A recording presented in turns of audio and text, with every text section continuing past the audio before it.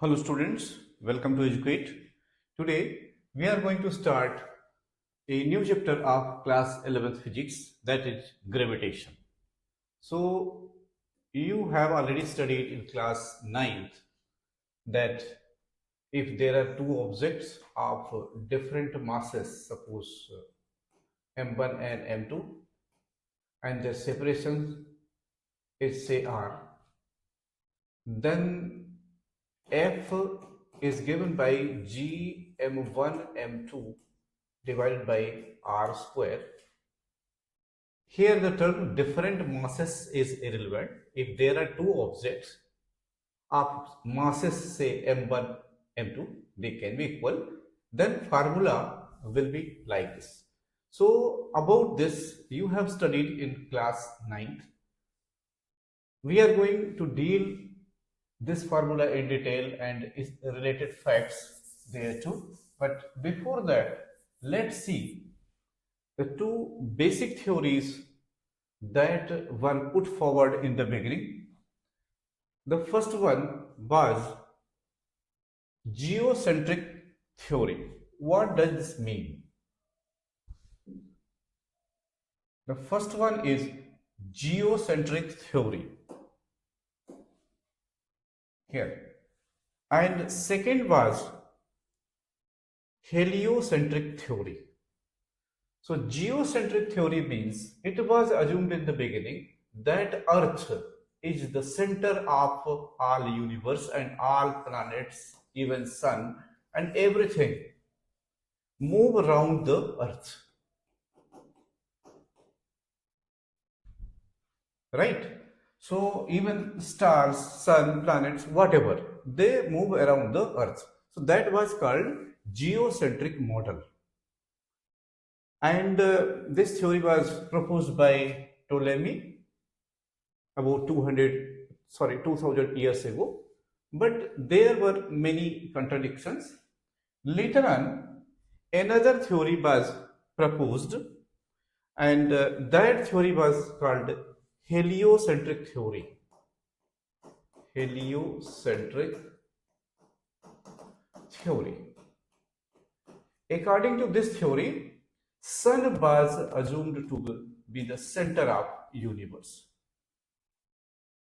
Understood? So two theories were proposed. Later on it was found that for the solar system, sun is the center, but not for the entire universe.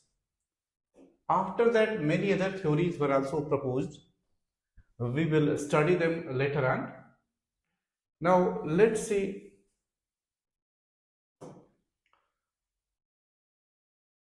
Here, there were certain laws given by Kepler to deal with the planetary motion. The first law was known as law of orbits. So this law is known as law of orbits. Here, sun is at the focus and this is path that planets follow.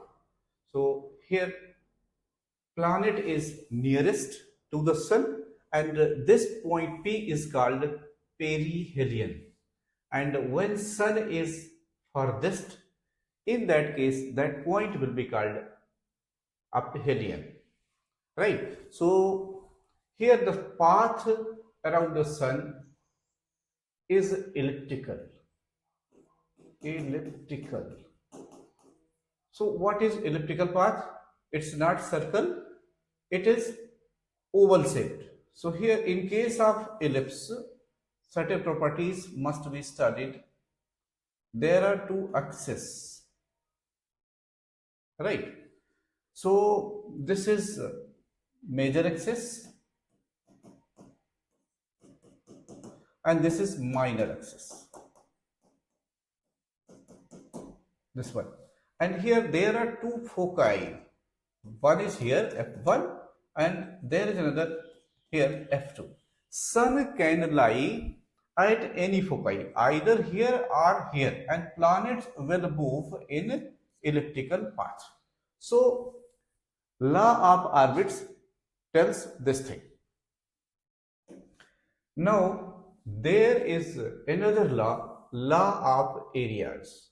Law of areas means area swept in equal interval of time is same. What does this mean here? Suppose this is elliptical path and sun lies here. Suppose planet is at this point. So let's join the line where planet is lying, and after time delta t, suppose planet reaches to this point. So area swept will be this. Suppose we write SAB. So area SAB. Now suppose planet is here, and in the same time suppose it reaches here. So area swept here also it is delta t. So this is PQ. So according to the rule, area swept is constant. That is area PQS must be equal to area this ABS.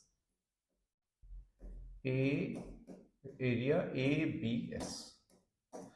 So this is law of area.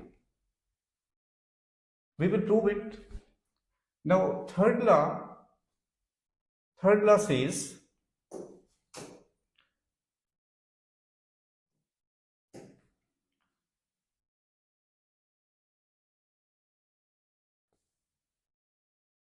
law of periods. It says the square of the time period of revolution of a planet is proportional to the cube of the semi-major axis of the ellipse traced out by the planet. Let's understand the statement. What do they want to say? They are saying that suppose this is elliptical path and this is major axis. So half of it will be semi-major axis. Suppose this is A, this will become A, and suppose time period for planet is T. So they are saying that square of time period is proportional to cube of semi-major axis. So this can be used for comparison. T1 square divided by T2 square is equal to A1 cube divided by A2 cube. So here the same thing is given. The square of the time period of revolution of a planet T square is proportional to the cube of semi-major axis of the ellipse traced out by the planet. So this is path, elliptical path in which planet is moving and sun is here somewhere, and time period, time taken by it to complete one revolution is say T, then square of T is proportional to cube of semi-major axis. I think you have understood. Here some values are given in the table. Data from measurement of planetary motion given below confirm Kepler's laws of periods. A is semi-major axis in unit of 10 power 10. Values are given. T equal to time period of revolution of the planet in years. Q the quotient T square upon A cube value is given. So here you can see. Now proof of second law. So we can prove second law, the law of areas, that area swept out in equal interval is same. So let's see how. So this can be proved easily because there is no torque. If there is no torque, then in absence of torque, angular momentum remains conserved because torque is given by dl by dt. If tau equal to 0, then dl upon dt equal to 0 or L equal to constant. Right. The same situation happens here. So we are going to consider the situation. Let's write it in simple way. So suppose this is area vector R, and after time delta t, planet reaches, it covers this dr distance in this direction. So here this will be r plus dr, If this is vector r, this is dr, then r plus dr. So if we want to find out this area, suppose velocity is v and time interval is say delta t, the same thing as we have already discussed, that suppose this is like this. We are considering these situations here. This is r, here we are joining this. This is dr. This here velocity is in this direction. So v and time is delta t. This will be r plus dr. So here area of this triangle can be found by using formula 1 by 2 r cross dr, right? This area, so 1 by 2 r cross dr, it can be further written as here area equal to 1 by 2 r cross, and dr will be distance equal to speed into time. So dr will be equal to v times delta t. So we can write here cross v times delta t. Is it okay? Now divide a by delta t. So a divided by delta t, which is called aerial velocity, is equal to 1 by 2. This will remain r and this will become, here one thing you can do, make it, you have to consider L, and L equal to, if you remember, r cross p. You need r and p. P is not here, but v can be converted into p by multiplying m. So if we write m and then v, so here cross m v vector. Is it okay? And here since we have multiplied by m, so we must divide it by m. Now it has become 1 upon 2m r cross p. This is a upon delta t, or just write here aerial velocity. Aerial velocity. Here a can also be written as delta a if you wish, because if you feel that there is little confusion, so make a delta both, there is no problem. So aerial velocity r cross p, and r cross p is L. So you can say aerial velocity is equal to 1 upon 2m into delta L. And you know, here since there is no torque, if there is no torque, L is constant. So L is constant, 2m is constant, then everything will be constant. Hence you can say aerial velocity remains constant. The same thing is explained here in third way. A central force, here the law of areas can be understood. Let's read it. The law of area can be understood as a consequence of conservation of angular momentum, which is valid for any central force. A central force is such that the force on the planet is along the vector joining the sun and the planet.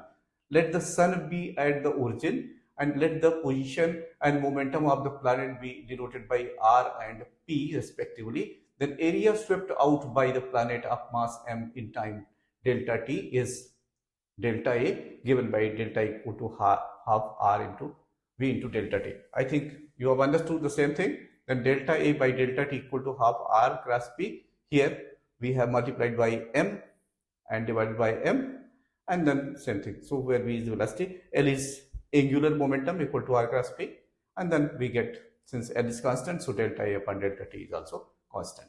So I think you have understood. This is good question for exam. You should try to practice it. Now there is another question.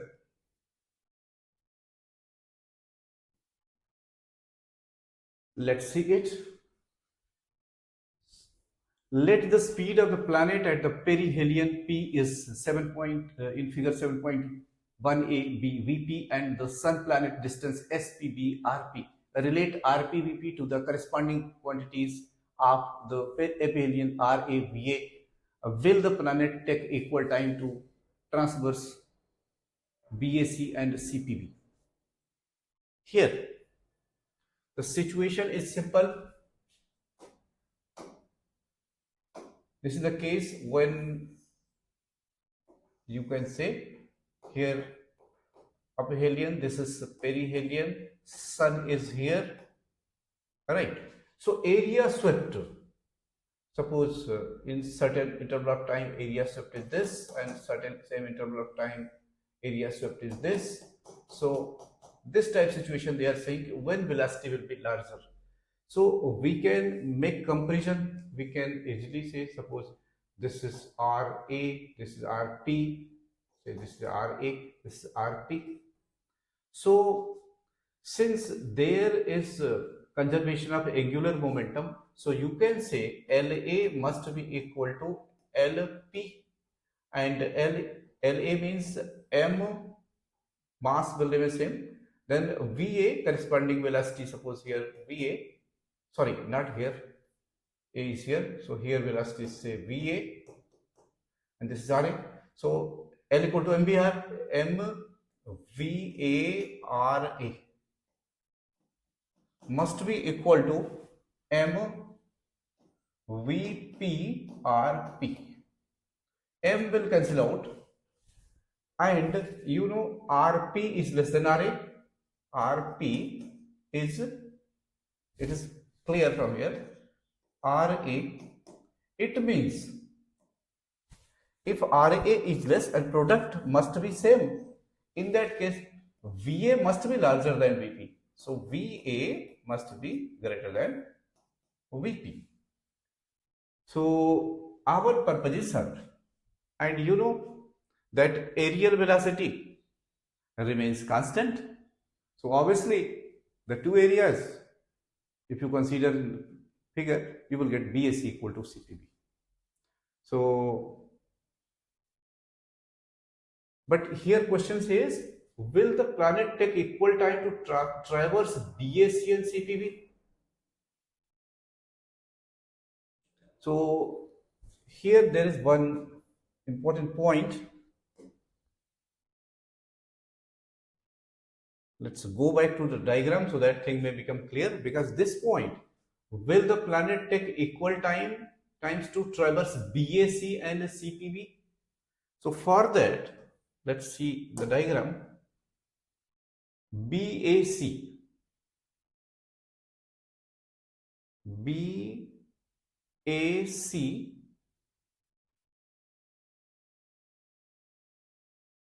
and BPC, here and here.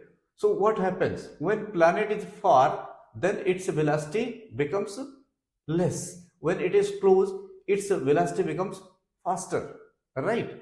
So this concept is being used because if planet is here or here or here, like if you just elongate it, it will become clear. So when planet is away, then it starts slowing down, right? When planet is closer, then what will happen? If planet is here or here or here, its speed will be faster. So question says, will the time taken by planet from BAC to cover from this path, BAC and BPC will be same? So what is happening? In this case, speed is increasing, right? In this case, speed is decreasing. So obviously, in this case, time will be more. So here,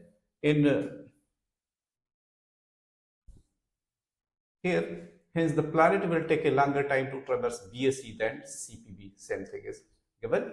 I think you have understood. Now, let's see next concept.